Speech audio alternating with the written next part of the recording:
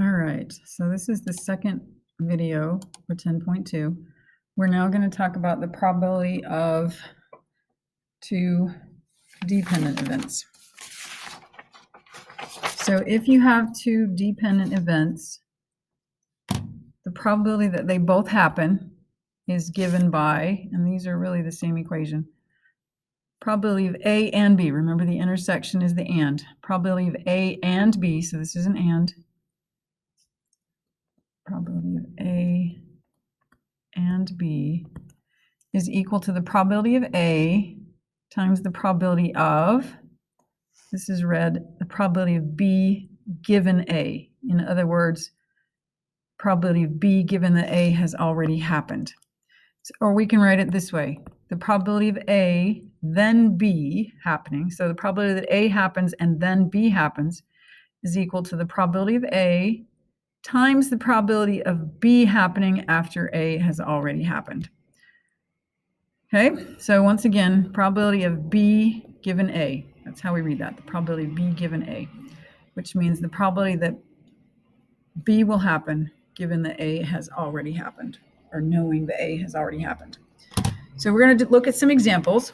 In this first example, there are 3 green suckers, 5 red suckers, and 9 orange suckers in a bag. 2 suckers are chosen without replacing the first one. Now remember, without replacement means that our events are dependent. We're not replacing, so we have dependent events. Okay? Because there's no replacement, these are going to be dependent events. All right, so draw 2 without replacing the first one. All right, find the probability of picking a green, then a red. So we're going to do the probability of green. We're just going to use the formula up above times the probability that we have red after green. Or we could write red given that green has already happened. Okay, probability of green times the probability of red given green. Or in other words, red after green. So we're going to write down what this is going to equal. So how many suckers do we have altogether? 7 plus 5 plus 9. That's 7 plus 5 is 12 plus 9 is 21. So we have 21 suckers altogether. So the total number of outcomes is 21. So when we draw that first sucker, the probability is 7 out of 21. 7 favorable outcomes out of 21 total outcomes. 7 out of 21. Okay, which we're going to reduce to 1/3 in a minute. Probability of red after green. Now, here's what has happened. We have 5 reds, but we now only have 20 suckers because we didn't put the 21st one back in. So instead of being 5 out of 21, it's 5 out of 20. So the fact that we didn't replace the green one changes the probability of the red in that second draw. So 7 out of 21 times 5 out of 20. We're going to reduce all this stuff. So that's going to be 1/3. 7 over 21 is 1/3. 5 over 20 is 1/4. And that's 1 over 20. And this time, I'm just going to leave you the answer as a fraction. If you needed to, you could change it to a decimal by just dividing. You could change it to a percent by moving the decimal point. But we're just going to leave it as a fraction for this one. Okay. Part 2 of this problem, 2 orange in a row. So we're going to do the probability of an orange times the probability that we draw an orange after an orange.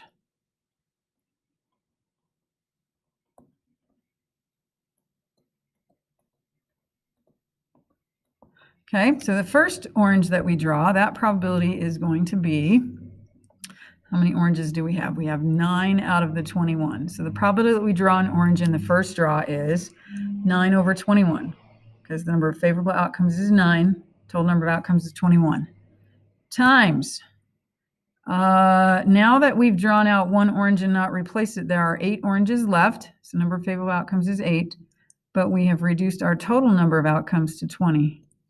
So we have that. I'm going to reduce those fractions a little bit. So 9 over 21 reduces to 3 over 7, because I can divide out of 3. 8 over 20, I can divide out of 4. Reduces to 2/5. So we have 6 over 35. Multiply the numerators, multiply the denominators. So we get 6 out of 35. Or if we had to, we could change it to a decimal or a percent. Okay, next example. What is the probability of drawing 3 odd numbers, then an even number? 3 odds, then an even. Read it carefully. We're drawing 3 odd numbers, then an even number from a set of cards that show the first 20 counting numbers if no replacement occurs. So the first counting numbers are 1 through 20. Half of those numbers are odd, half of those numbers are even. So from 1 to 20. Think about it. Write them down if you have to. 1, 3, 5, 7, 9, 11, and so forth. Those are the odds. 10 of them are odd. 10 of them are even. Okay?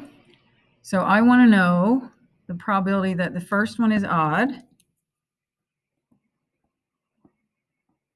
then the probability that the second is, we're not replacing, no replacement. So these are dependent.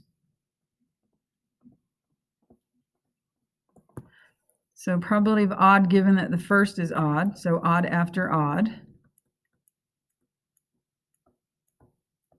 times the probability that we have an odd after 2 odds,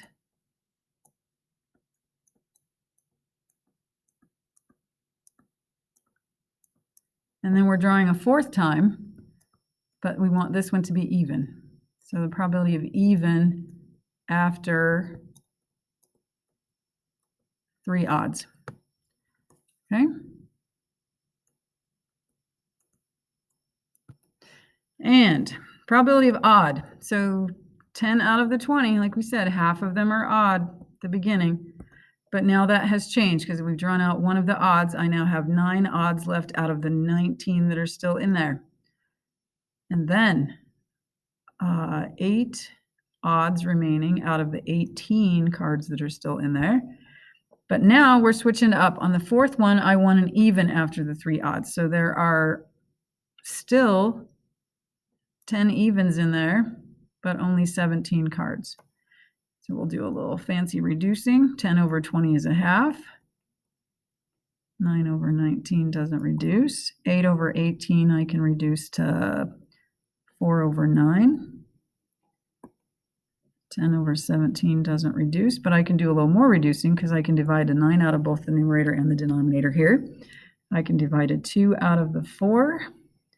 And what I have is 2 times 10, which is 20, over 17 times 19. Grab a calculator. 17 times 19. 323. And we're just going to leave our answer as a reduced fraction. Okay? Taking out all the factors that we can. All right, we're going to do some more examples. Determine whether the events are independent or dependent, then find each probability. So tiles A, B, G, I, M, R, and S of a word game are placed face down on the lid of the game. 2 tiles are chosen at random. Find the probability that you have a find the probability that you draw an R, then an S if no replacement occurs. So first thing we're going to do is determine whether it's independent or dependent, right? Determine whether events are independent or dependent. So this first one is dependent. You can go through and decide whether they're independent or dependent for each one before you do them if you want. If there's no replacement, they're dependent. If there is replacement, they are independent. Okay, so no replacement, dependent, with replacement, independent. So this one, we're going to do the probability of that we draw the R. And I'm going to switch up the notation this time, times the probability that we draw an S given that the first one is an R. So that is going to be, let's see, 1 out of, how many are there? 2, 4, 6, so there's 7 possible outcomes. Only one of them is favorable when I want to draw the R. Okay, if I don't replace, there's only 1 S out of the 6 remaining tiles. So 1 out of 7 times 1 out of 6. Remember, number of favorable outcomes divided by the total number of outcomes. So the probability that we draw an R in the first is 1/7. Probability that we draw an S, given that we've taken out an R already, is 1/6. That is 1/42. And I'm just going to leave it right there. Okay, probability of an A and then an M. These are independent because we're replacing. So that's the probability of A times the probability of M. Probability that we draw an A is a 1/7. Probability that we draw an M on the second is 1/7 because we put the A back in. And that would be 1/49. We put the first tile back in before we drew the second one. So the probability of A is 1/7, probability of M is 1/7. Those are independent events. Okay. Probability of two constants if replacement occurs. So replacement occurs, so this is independent. So the probability that you have a constant times the probability that we draw another constant. We're replacing, so that probability is going to stay the same both times. So the probability that we draw a constant, how many consonants are there? The B, the G, the M, the R, and the S. 5 of them. So 5 of them are constants out of the 7. So favorable outcomes is 5. Total outcomes is 7. So 5/7 is the probability. And then we will multiply another 5/7. So we get 25/49. 5 times 5 is 25. 7 times 7 is 49. And we are done. All right, next one. Probability of two consonants if no replacement occurs. We are now dependent because we're not replacing the first one before we draw the second. It's going to change that second probability. Okay, so this one's dependent. So probability of a consonant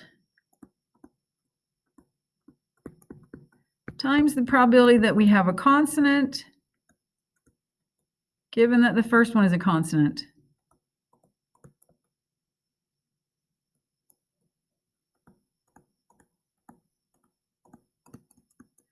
All right, so what's that going to be? The probability that we have a constant is 5/7. We just did that in the last part, right?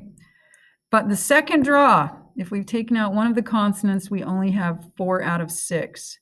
I'm going to reduce them reducing. So 5/7 times 2/3. It's easier to reduce first and then multiply. Can I take anything else out? 5 and 3 don't have anything in common. 7 and 2 don't have anything in common. So we multiply numerators. 5 times 2 is 10. Multiply denominators. 10/21. Again, we could change that to a decimal. We could change it to a percent. We're just going to leave it as a fraction. Okay, probability that you draw a vowel and then a consonant if no replacement occurs. So no replacement, we're dependent. I do need you to write down whether they're dependent or independent. So dependent, remember where I'm spelling here.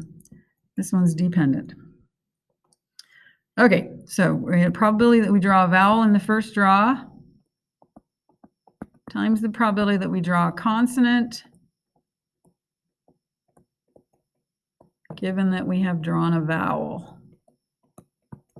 Okay, consonant after vowel.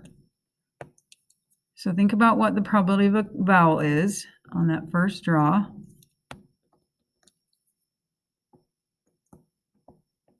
Don't worry about, well, we can spell it easily because it's right there. Okay, so probability that we draw a vowel. So how many vowels were there?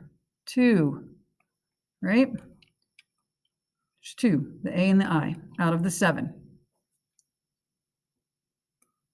Times, we've taken out none of the constants, so they're all still 5 there, but we now only have 6 tiles left in there because we weren't replacing.